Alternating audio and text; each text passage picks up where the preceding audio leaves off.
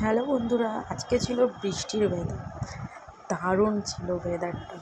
তো মন করছিল যে চটপাটা খাই, কিছু নামকিন খাই।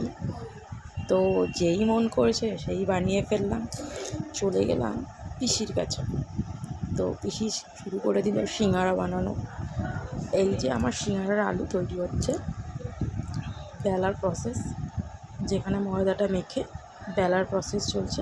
এরপর দেখো কি সুন্দরভাবে জাস্ট কেটে নেবে। এবারে চলে এলো পুর ভরার প্রসেস। একটা সামোসা আর খাস্তা কচুরি বানানো হচ্ছিল আমাদের। তো দেখে নাও বন্ধুরা কীভাবে বানানো হচ্ছে, দারুণ লাগবে। জাস্ট প্রসেসটা দেখো, খুবই ভালো লাগছে। ওভারঅল খুব ভালো হয়েছে। আর এই যে বানানোর পর টোটালটা এবারে পিসি গরম গরম তেলে ছেড়ে দেবে সিঙ্গারাগুলোকে।